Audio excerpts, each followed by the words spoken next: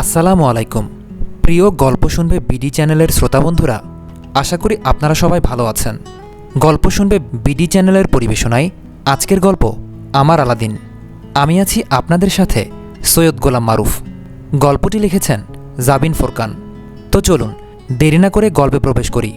আজকের গল্প আমার আলাদিন। তুমি আমার গলায় ইরাম আপুকে ঝুলিয়ে দিতে পারো না মম। উনি আমার থেকে 7 বছরের বড়, তার উপর ওনার একটা বাচ্চা আছে। বাচ্চা, গড ড্যাম! আমি পারবো না ওনাকে বিয়ে করতে। গলা নিচে, একদম চেঁচামেচি করবি না। পরিস্থিতির জটিলতা বোঝার চেষ্টা কর। কিচ্ছু বুঝতে চাই না আমি, কিচ্ছু না। ফর গড সেক, এটা আমার জীবন, সরকারি খেলার মাঠ না। তুমি একজন প্রাপ্তবয়স্ক ছেলের সঙ্গে এইভাবে জবরদস্তি করতে পারবে না। আমি কোনোদিন ইরাম আপুকে বিয়ে করব না, কোনোদিন না। আমার কথাটা একবার।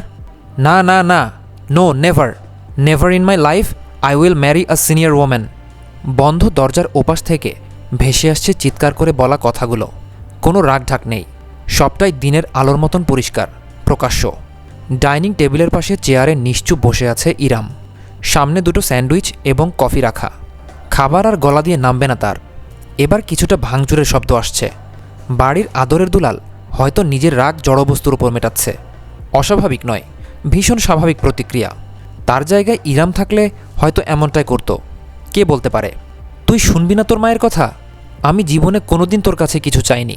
তুই আমার এই একটা ইচ্ছা পূরণ করতে পারবি না? ইচ্ছারও একটা লিমিট থাকে মম। এবার শব্দগুলো এতটা জোরে হচ্ছে যে স্পষ্টভাবে শোনা যাচ্ছে। ইরাম চেয়ারে আর স্থির বসে থাকতে পারল না, হুট করে উঠে গেল। লিভিং রুমের সোফার নরম গদিতে একটি তোয়ালে বিছিয়ে ছোট্ট নিষ্পাপ প্রাণটিকে শুইয়ে রেখেছে সে। বেগুনি রঙের কাঁথায় মোড়ানো তুচ্ছপ্রায় এক অস্তিত্ব। মোমের মতো নরম শরীর, গোলাপরাঙা মুখ, চোখ দুটো বন্ধ। যখন খোলা থাকে তখন তাতে এক আকাশ সমান মায়া খেলা করে। ইরাম চুপটি করে নিজের অংশ নিজের সন্তানের কাছে বসল। আলতোভাবে দুহাতের দুটো আঙুল নগণ্য শিশুটির 2 কানে ঠেকালো, যেন ঘুমন্ত অবস্থায় কিচ্ছুটি শুনতে পায় না সে। জননীর জীবনের নরক যে তার প্রাপ্য নয়। 3 মাস আগে। মা, নারী শব্দের অলঙ্কার, একজন নারীর জীবনের শ্রেষ্ঠ অর্জন, অমোঘ পরিপূর্ণতা। এতদিন এই শব্দটাকে শুধু পড়া হয়েছে, ডাকা হয়েছে, তবে কোনোদিন অনুভব করা হয়নি। আজ মাতৃত্বের প্রবল জোয়ারে ভেসে গিয়েছে ইরামের হৃদয়ঙ্গন। দুপুরের দিকে ডেলিভারি হয়েছে তার। এখন সন্ধ্যাবেলা। হাসপাতালের কেবিনের শীতল বাতাসে আরামদায়ক চাদরে মুড়িয়ে রেখেছে তাকে। মাত্রই দীর্ঘ এক ঘুম পেরিয়ে জেগে উঠেছে সে। বর্তমানে এক দৃষ্টে চেয়ে আছে বিছানার ঠিক পাশেই লাগোয়া বেসিনেটে রাখা নবজাতকের দিকে। চেয়ে আছে সে, চোখ ফেরাতে পারছে না। যতবার দেখছে ততবার তার বুকটা আবেগের স্রোতে পূর্ণ হচ্ছে। একটা সময় নিজেকে আর রুখতে পারল না ইরাম। দুহাতে ভর দিয়ে উঠে দাঁড়িয়ে ধীরে ধীরে বেসিনেটের কাছে গেল। আশেপাশে কোনো নার্স নেই। ব্যাপারটা অদ্ভুত লাগলেও তেমন কিছু ভাবল না আপাতত। তার সকল চিন্তা জুড়ে রয়েছে ভূমিষ্ঠ হওয়া সন্তান। বেসিনেটের ভেতর থেকে ছোট্ট ছোট্ট হাত পা নাড়ছে নবজাতক। সাদা নরম তোয়ালেতে মোড়ানো নাজুক শরীরখানি তার। চকচকে লাল দুটো কান এবং নাক, চোখের পাতা আধখোলা, ত্বকের বর্ণটা লালচে। যেন দারুণ সুখে কিছু একটা নেচে উঠল ইরামের মাঝে। কাপা কাপা দুহাত বাড়িয়ে অতি সাবধানে সে নবজাতককে তুলে নিল নিজের বুকে। তার ত্বকের উষ্ণতা পেতেই বিড়ালের মতন মৃদু একটা শব্দ করে শিশুটি গুটিসুটি দিয়ে রইল। তীব্র আবেগের অশ্রু জমল ইরামের চোখ জোড়ায়। সন্তানকে বুকে চেপে সে কম্পিত গলায় ফিসফিস করে উঠল, আমার সোনা বাচ্চাটা, আমার মানিক, আমার কুচুপু। আম্মু তোমার আশায় কতকাল অপেক্ষার প্রহর গুনেছে। অবশেষে আসার সময় হলো তোমার। দুহাতে হালকা শরীরটা তুলে ধরে তার কপালে চুমু এঁকে দিল ইরাম। তার চোখ বেয়ে এক ফোঁটা অশ্রু গড়িয়ে পড়ল নবজাতকের গাল বরাবর। তাতে নিজের ছোট্ট হাতটা তুলে অস্বাভাবিকভাবে নাড়তে শুরু করল শিশুটি। না পারতে মৃদু হাসল ইরাম। আমার দুষ্টু পাখিটা, আর কি নামে ডাকি বলো তো তোমায়? একদম নিজের মুখের কাছে তুলে নবজাতকের কানে ঠোঁট লাগিয়ে ইরাম ফিসফিস করল, ইজান, আমার ইজান সোনা, আমার লক্ষ্মী ছেলেটা। ইরাম হঠাৎ করেই নিজের জায়গায় জমে গেল। গোঙানির শব্দ ভেসে আসছে কেবিনের ভেতর। এতক্ষণ যাবৎ হয়তো শোনা যায়নি, কিংবা ছেলেকে নিয়ে ব্যস্ত থাকার দরুন ইরাম মনোযোগ দেয়নি। গোঙানির শব্দটা এবার তীব্রতর হয়েছে। ব্যথাতুর কোনো ধ্বনি নয় এটি, বরং ভীষণ অন্তরঙ্গ, অশ্লীল ধরনের, মেয়েলি গলার চিৎকার। হাসপাতালের কেবিনের ভেতর প্রথমটায় নিজেকেই নিজের বিশ্বাস হলো না ইরামের। দুপুরে ডেলিভারি হলো, নর্মাল ডেলিভারি। শরীরের ধকলের কারণে হয়তো কল্পনা করছে।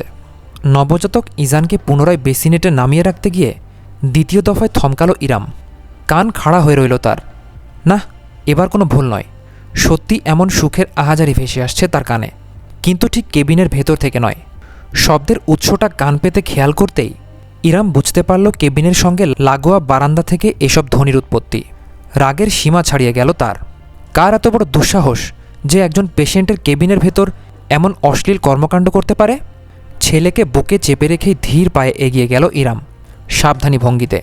কেবিন থেকে বারান্দায় যাওয়ার দরজাটা চাপানো, ঠিক লাগানো নয়। গোঙানির শব্দ আরও পরিষ্কারভাবে কানে আসছে এবার, সঙ্গে ভারী নিঃশ্বাস প্রশ্বাসের আওয়াজ। একদম কিনারা এসে থামল ইরাম। ঠাস করে দরজা খুলে ঢুকে যেতে কেমন যেন সংকোচ হচ্ছে তার। যদিও মূল সংকোচ বারান্দায় উপভোগে ব্যস্ত থাকা যুগলের করা উচিত। যে কোনো জায়গায় শুরু হয়ে যায় এরা। কোনো ওয়ার্ড বয় আর নার্সকে একসাথে দেখলে একটুও অবাক হবে না ইরাম। বুকে তার নিজের বাচ্চা, তাই এক মুহূর্ত দ্বিধা করলেও হৃদয়ের প্রবল এক সন্দেহ থেকে দরজাটা নিঃশব্দে হালকা ঠেলে ভেতরে উকি দিল সে। সন্ধ্যা হয়ে গিয়েছে। বারান্দায় রেলিংয়ের বদলে থাই গ্লাস দিয়ে বাঁধানো, তাই প্রথমটায় কিছু নজর এলো না ইরামের। চোখ পিটপিট করে ভালোমতো তাকাতেই তার হৃদয়স্পন্দন ক্ষণিকের জন্য থমকে গেল। দৃষ্টি প্রসারিত হয়ে রইল ফুটবলের মতন। বারান্দার দেয়ালের সঙ্গে লেপ্টে দাঁড়িয়ে আছে ইরামের কেবিন নার্স। যুবতী মেয়েটির একটি পা তুলে রাখা সামনে দাঁড়ানো পুরুষটির কোমরে, জড়িয়ে ধরে রেখেছে একে অপরের শরীরকে। নার্সের পোশাকের নিম্নাংশ অগোছালো, ঠিক তেমনভাবেই পুরুষটির পরনের সাদা শার্টের বোতাম খোলা। ইরাম অবাক হল না, সরেও গেল না, শুধু স্থির দাঁড়িয়ে থাকল নিষ্প্রাণ এক পুতুলের মতন। তার বুকে কুইকুই করে উঠল ইজান, অথচ নব্যজননী সেই শব্দটুকুও শুনতে পেল না। তার দুই নয়ন আবদ্ধ এক যুগলের অভিসার পানে, যেখানে থাকা পুরুষটি তার স্বামী, তার সন্তানের জন্মদাতা পিতা অরণ্য মির্জা সওদাগর। ইরাম যে দরজায় এসে দাঁড়িয়েছে সেটা অরণ্য টের পেয়েছে।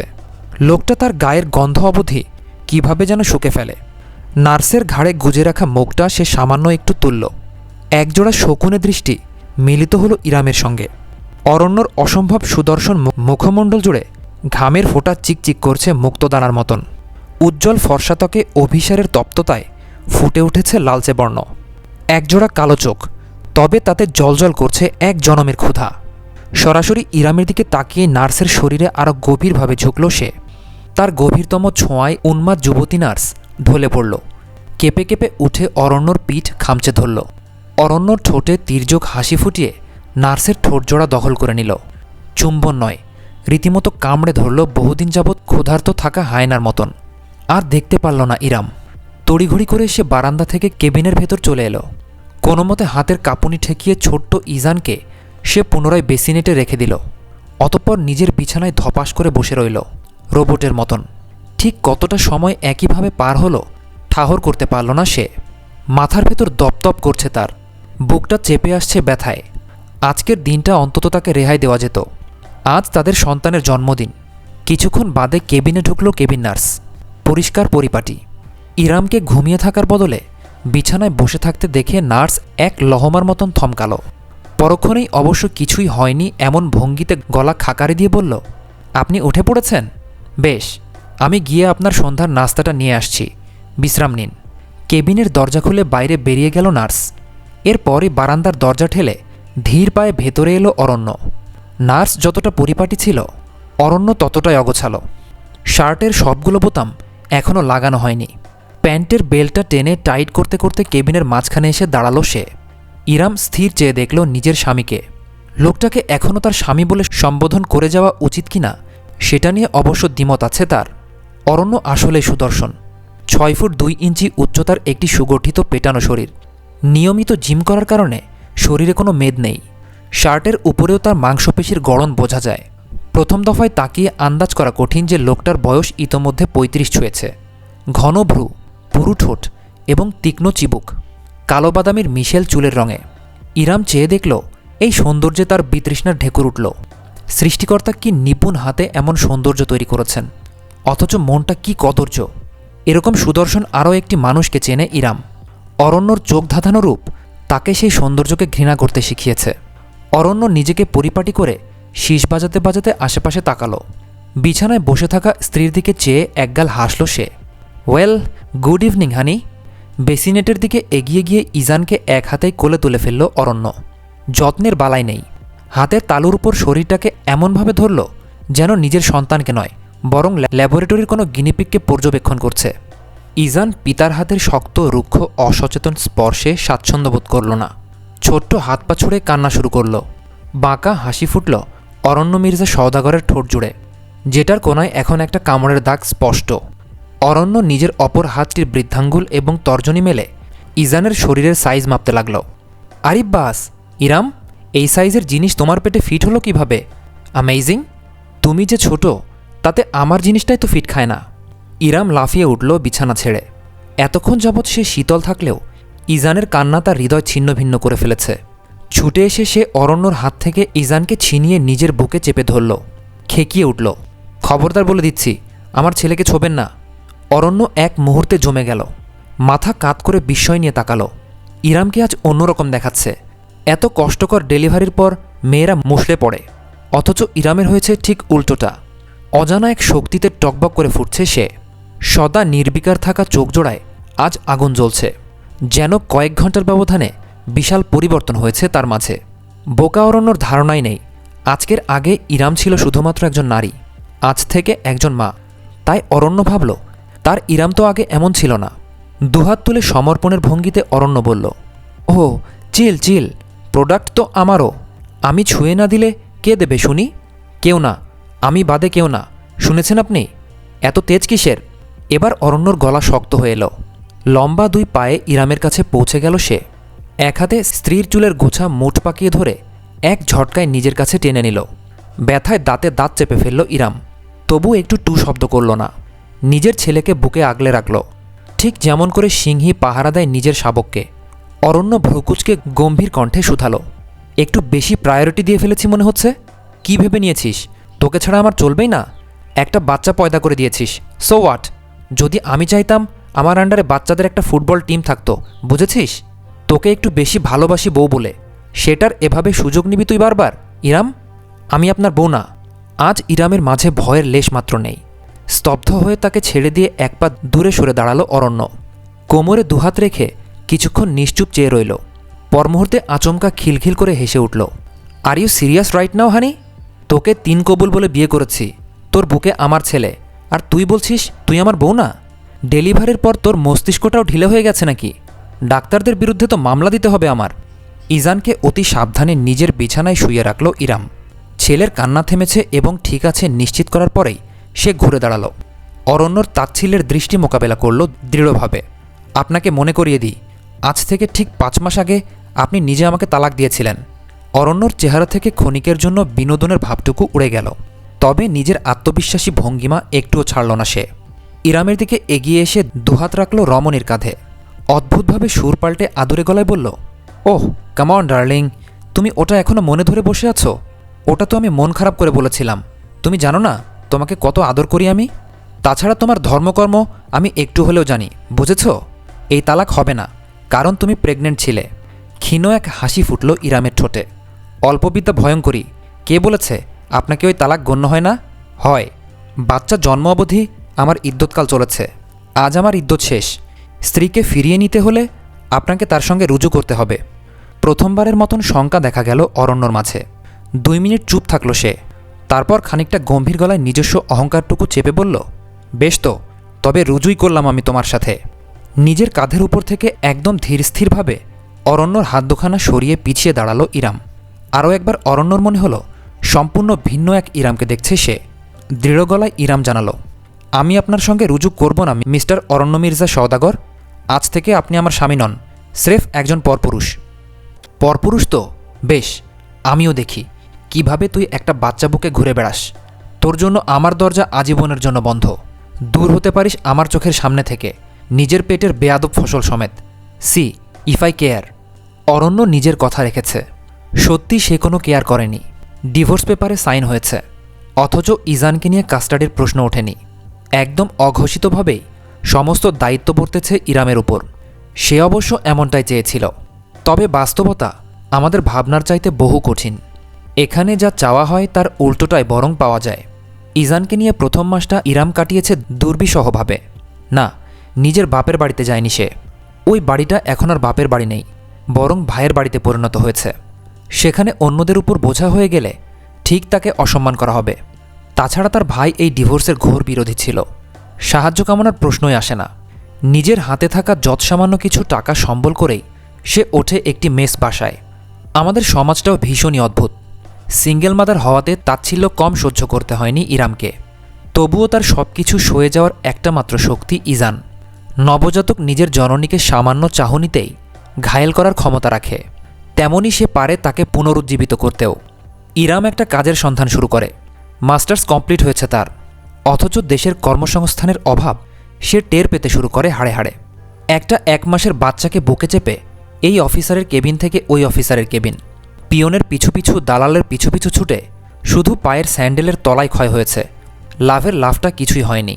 কেউ ইরামের উপর দয়া করেনি, না তার দুধের শিশুটার উপর।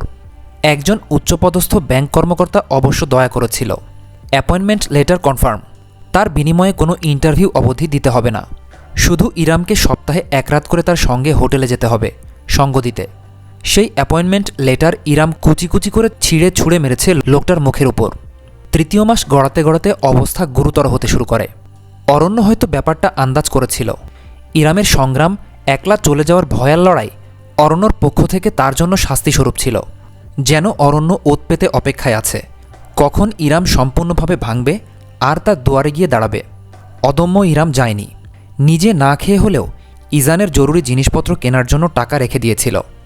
এদিকে দিন দিন ছোটাছুটি এবং অভাবের কারণে শারীরিক দুর্বলতা দেখা দেয় তার। ব্রেস্ট ফিডিং করায় সে।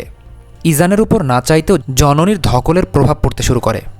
নিজ অবধি ইরাম ঠিক ছিল, কিন্তু ইজানের উপর একটা আঁচ আসা মাত্র তার সমস্ত ধৈর্য, ইচ্ছা, লড়াইয়ের বাসনা গুড়িয়ে যায়। ইরাম প্রথমবারের মতন নিজের লড়াইয়ে হেরে যায় একদিন। ফার্মেসির সামনে দাঁড়িয়েছিল সে। কোলে কাঁথার ভেতর ছটফট করে কাঁদছিল ইজান। সামনে রাখা ওষুধের দাম ছিল 100 টাকা, অথচ ইরামের হাতের মুঠোয় ছিল শুধুমাত্র পুরাতন 2 20 টাকার নোট। সেদিনের মতন অসহায়, ব্যর্থ ইরামের নিজেকে আর কখনো মনে হয়নি। যে মায়ের নিজের সন্তানের মুখে 1 ফোঁটা ওষুধ অবধি তুলে দেওয়ার ক্ষমতা নেই, সে আবার কেমন মা? বাড়িটা আলিশান নয়, মোটামুটি সামর্থ্যবান এক গৃহস্থালী পরিবেশ।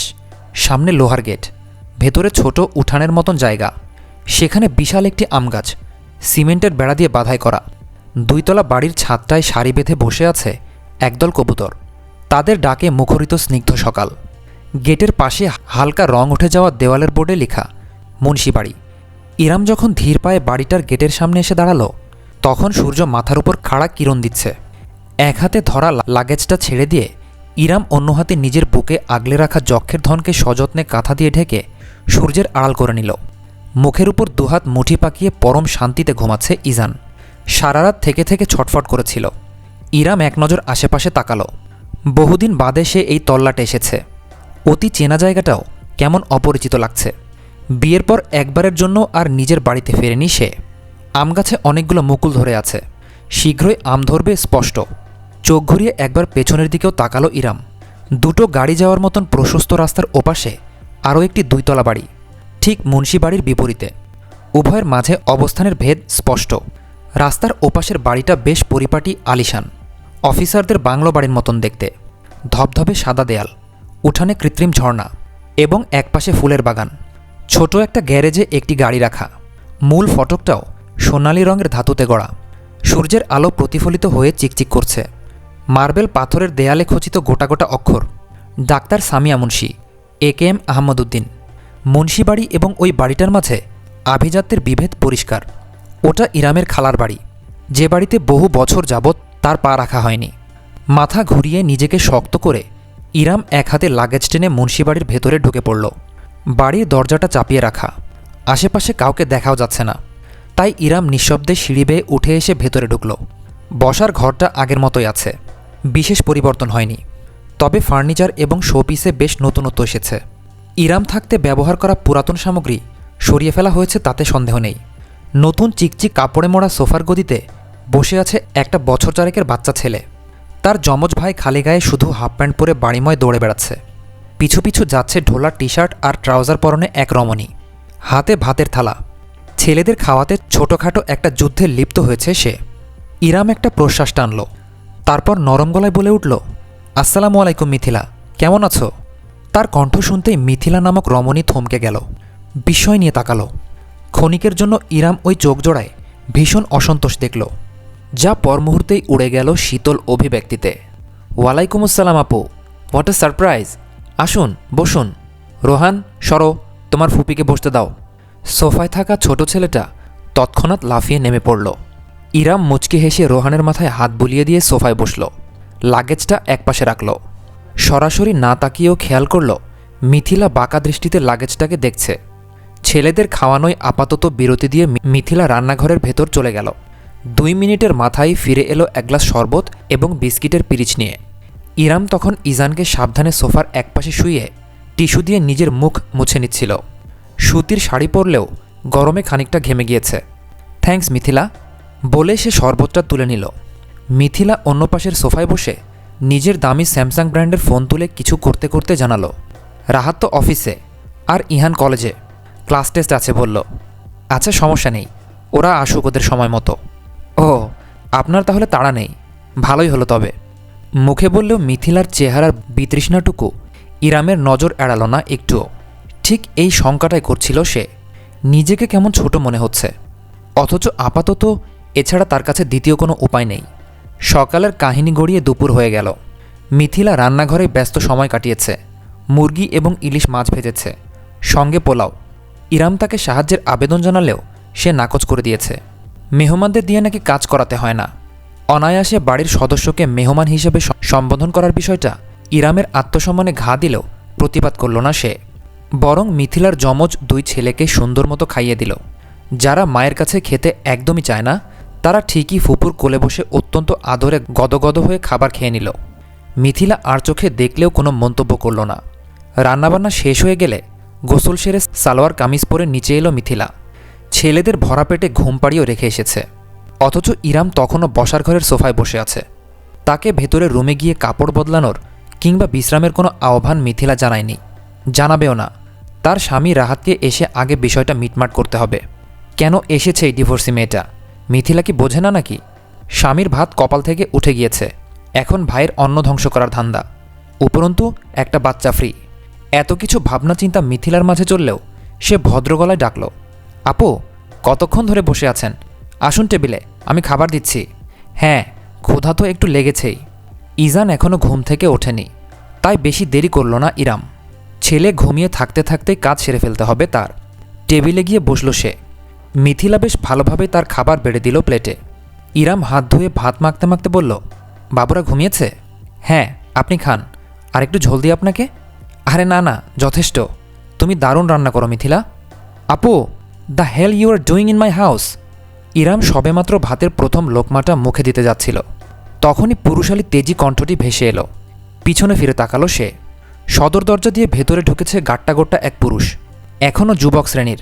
ইরামের মতোই নাকটা খাড়া, চিবুকের নিচে ছোট্ট একটা আঁচিল, নেভি ব্লু স্যুট পরনে, হাতে ব্রিফকেস, ভ্রুকুচকে তীক্ষ্ণ দৃষ্টিতে চেয়ে আছে। ইরাম ভাত রেখে চেয়ার ছেড়ে উঠে পড়ল। রাহাত, ভাই, প্লিজ আমাকে ভাই বলে ডাকবেন আপু। ইরাম জমে গেল নিজের জায়গায়, প্রসারিত নয়নে তাকিয়ে রইল নিজের ভাইয়ের দিকে। রাহাত এগিয়ে এসে ঠাস করে ব্রিফকেসটা ফ্লোরের উপরেই রেখে দিল। অতঃপর নিজের গলা বাঁধা টাই ঢিলে করতে করতে অসন্তুষ্ট চোখে সোফায় ঘুমিয়ে থাকা ইজানকে দেখল। বলল, সাবধান করেছিলাম আমি তোমাকে, একটুখানি মানিয়ে চলো। তুমি আমার কথা শোনোনি আপু, তুমি চলেছ তোমার মর্জি মতো। বারবার বলেছি আমি, একলা একটা মেয়ে মানুষ সমাজে চলতে পারে না, মহিলা মাত্রই পুরুষ দরকার। কিন্তু তুমি মহিষী নারী কিনা, এখন কেন এসেছো আমার কাছে? কি চাই তোমার আমার বাড়িতে? তোর বাড়ি? ভাই, এটা কি আমার বাড়ি নয়? আমার মায়ের বাড়িতে আমি আসতে পারি না? রাহাতের ভ্রুজোড়ার কুঞ্চন বাড়ল। কোমরে দুহাত রেখে সে দাঁড়ালো শক্ত ভঙ্গিতে। আপু, আমার ওসব আবেগচর্চার সময় নেই। তুমি সেই সকালে এসেছ, লাগেজ দেখতে পাচ্ছি। এর অর্থ তোমার যাওয়ার কোনো প্ল্যান নেই। সোজা সাপটা আমাকে বলে দাও, কি চাও তুমি? ইরাম একটা শক্ত ঢোক গিলল। আজও তার মনে পড়ে সামনে দাঁড়ানো এই পুরুষটার চুল আছড়ে দিত সে মায়ের মতন, মুখে তুলে ভাত খাইয়ে দিত কলেজে পাঠানোর আগে। আজ সেই ছেলেটা তার সামনে দাঁড়িয়ে আছে পুলিশের দারোগার মতো, যেন ইরাম অপরাধী। মাথা ঝাঁকালো সে। জগতে আপন বলে কিছু হয় না, সেটা তার চাইতে ভালো কেই বা বোঝে।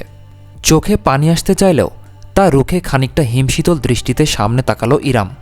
দৃঢ় গলায় বলল, আমি এখানে থাকতে এসেছি, বেশ কিছুদিন থাকবো ইজানকে নিয়ে। কদিন বলতে পারছি না। যতদিন না একটা কাজ পাই আর ভালোভাবে কোথাও সেটেল হতে পারি ততদিন। আর ইজানকে একটু ডাক্তার দেখাতে হবে। বেশ কিছু টাকা দরকার আমার। তুই আমাকে ধার দে, আমি ধীরে ধীরে শোধ করে দেব। এক্সকিউজ মি, সরি আপু, বাট আপনার কি মনে হয় টাকা গাছে ধরে? এতক্ষণ ধরে নীরব থাকা মিথিলা অবশেষে নিজের আসল রূপ সামনে নিয়ে আসলো। ঠিক নিজের স্বামীর পাশে দাঁড়িয়ে ইরামের মুখোমুখি হলো। আপু, আপনাকে এখনও আপু ডেকে সম্মান দিয়ে কথা বলছি আমি, কিন্তু আমার মনে হয় না আপনি আমাদের দেয়া এই সম্মানটা টেকেন ফর গ্র্যান্টেড ধরে ফেলেছেন। আমার আর রাহাতের পক্ষ থেকে আপনাকে বারবার বলা হয়েছে, অনুরোধ করা হয়েছে নিজের বৈবাহিক সম্পর্কটা না ভাঙতে। আপনার একটা ছোট্ট দুধের শিশু আছে, সেই চিন্তাটাও আপনি করলেন না। নিজের ইচ্ছামতো যা নয় তাই করেছেন। এখন যখন ঠেকায় পড়েছেন তখন এখানে এসে হাজির। ইরামের দিকে এক পা এগোলো মিথিলা, বলতে লাগলো, আমার কথা শুনতে হয়তো আপনার খারাপ লাগছে, কিন্তু কিছু করার নেই, এটাই সত্য। আপনার বোঝা উচিত ছিল একজন ডিভোর্সি হওয়ার মানে কি। আপনি বাচ্চা না, ভালোই বোঝেন। এখন এই বাড়িতে আস্তানা গাড়তে চাইছেন? বুঝি না মনে হয় আমরা। আজ বলেছেন কিছুদিন, আগামীকাল বলবেন আরও কিছুদিন, এরপর সেই কিছুদিন আর কোনো দিন শেষ হবে না। আপনার জন্য এই পরিবারের বদনাম হবে। আমার নিজের ছোট ছোট দুটো বাচ্চা আছে, ওদের উপর আমি আপনার জন্য তো কোনো আঁচ আসতে দিতে পারি না, তাই না? সমাজে আমাদের একটা নাম আছে, ইজ্জত আছে, সেটা আপনার জন্য ধূলিসাৎ হতে পারে না। নিজের স্ত্রীর কথায় সায় জানালো রাহাত। মিথিলা ঠিক বলছে আপু, তোমার আমার দিকটাও ভাবা উচিত। এত বড় সংসারটা এখন আমি একাই চালাচ্ছি। নিজের ছোট দুটো ছেলে, ইহানের পড়াশোনা, সাংসারিক খরচ তোমার থেকে ভালো কেউ বোঝে না। আমার 70,000 বেতনের চাকরিতেও হিমশিম খেতে হয়, তখন মিথিলা হেল্প করে। আমি চাই না আমার স্ত্রীকে আমার জন্য কোনো কষ্ট সহ্য করতে হোক। তোমার বুঝতে হবে আমার জীবনটাও সহজ না। তুমি একা হলে তাও একটা কথা ছিল, আমি দরকার হয় অন্য জায়গায় তোমার জন্য একটা রুম নিয়ে দিতাম, কিন্তু তোমার বাচ্চাকে টানার ক্ষমতাটা আমার নেই। স্তব্ধ হয়ে চেয়ে রইল ইরাম। মুখের কথা তার মুখেই রয়ে গেল। হাতে ঝোল শুকিয়ে গিয়েছে, অথচ ভাতটুকু আর মুখে তোলা হলো না তার। খানিকটা উত্তেজনার শব্দে এর মধ্যেই ইজান নড়ে চড়ে উঠেছে। উল্টো ঘুরে তাড়াতাড়ি করে বাটিতে হাত ধুয়ে নিল ইরাম। শাড়ির আঁচলে হাত মুছে দ্রুত এগিয়ে গিয়ে সোফা থেকে ছেলেকে কোলে তুলে নিল। তার বুকে মুখ গুজে কুইকুই শব্দ করতে লাগলো ইজান। ছোট্ট অংশকে দোলাতে দোলাতে ইরাম বলল, তুই ঠিক বলেছিস ভাই। দামি ব্র্যান্ডেড ফোন আর ব্র্যান্ডেড ফার্নিচার কেনার পর আসলেই বোনকে দেওয়ার মতো টাকা বাঁচে না। হাতের মুঠো শক্ত হয়ে গেল রাহাতের। প্রথমবারের মতন তার শক্ত চেহারায় বিষাদের ছায়া পড়ল।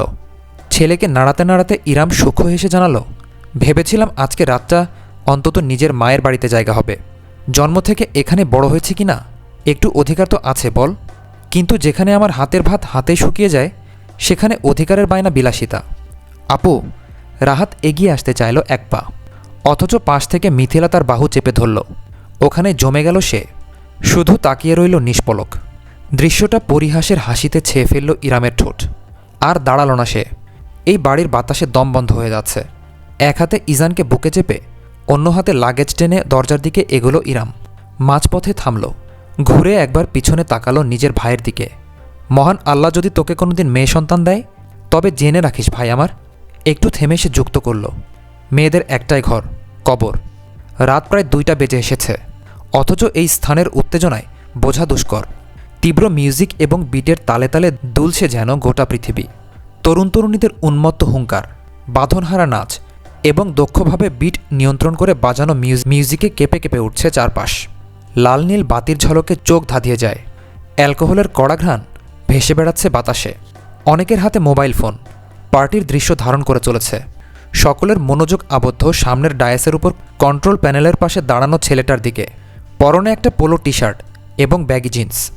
লেদার জ্যাকেটটা খুলে ফেলে রেখেছে পানির বোতলের সঙ্গে। সাদা আলোর ফোয়ারা ছুটছে তার মাথার উপর থেকে, তাতে তার গলা এবং উজ্জ্বল চেহারায় জমা ঘামের ফোঁটা চিকচিক দ্যুতি ছড়াচ্ছে। দ্বিগুণ আকর্ষণীয় লাগছে তাকে দেখতে। হাফাতা পোলো শার্টের কারণে যখনই কন্ট্রোল প্যানেলের বাটনগুলো নিয়ন্ত্রণ করছে, ইকুইলাইজার কমাচ্ছে বাড়াচ্ছে, তখনই তার শক্তিশালী বাইসেপস চোখে পড়ছে। অন্য হাতে কানে ধরে রেখেছে হেডফোন। মিউজিকের তালে তালে শরীর দুলছে তার। তরুণীদের ভিড় ঠিক ডায়াসের আশেপাশেই। সকলে ব্যস্ত মুহূর্ত ক্যামেরাবন্দি করতে। বোতাম নামিয়ে হঠাৎ করেই মাঝপথে মিউজিকের গতি কমিয়ে দিল সে। নীরব উত্তেজনা ভর করল গোটা জায়গায়। প্রত্যেকটি চোখ আবদ্ধ তার পানে। ছেলেটি একটি হাত তুলে নেড়ে মাউথপিস অন করে চিৎকার করে বলল, come on everybody, let's dance the night off with DJ Aladdin. সমস্বরে গর্জে উঠল জনসমুদ্র। বিরাট হাসল সে। তাতে মাড়ির দুই পাশে থাকা দুটো ছোচালো দাঁত নজরে পড়ল, তীক্ষ্ণ সুচারু। অন্যরকম একটা আবহের প্রকাশ ঘটায় তা। আরেক দফায় চেঁচিয়ে উঠল সে, yes, DJ Aladdin, DJ Aladdin, come on, yahoo. এবার বিটটা ড্রপ করল সে। বিকট জোরালো আওয়াজে বুক কেঁপে উঠল। সঙ্গে সহস্র মানুষ লাফিয়ে উঠল উন্মত্ত উত্তেজনায়। এত কিছুর মাঝেও নিজের পকেটে ভাইব্রেট হতে থাকা ফোনটার অস্তিত্ব ঠিকই টের পেল সে। বোর্ডে মিউজিক কন্টিনিউ রেখে হেডফোন নামিয়ে অপর হাতে দ্রুত ফোনটা রিসিভ করল সে। হ্যাঁ মম, এখনও শো শেষ হয়নি, বাড়িতে আয়, তোর সাথে জরুরি আলাপ আছে। তুমি কি বলছো আমি কিছুই শুনতে পাচ্ছি না। Okay now, good night, most gorgeous mom on planet earth, sleep tight and never call me back, মা, লাভ ইউ। ফোনটা কেটে দিল সে। একপাশে ছুঁড়ে ফেলে নব উদ্যমে কাজে মনোযোগ দিল। যত বিট বাড়ালো ততই বাঁধনহারা হয়ে নেচে উঠল গোটা জগৎ।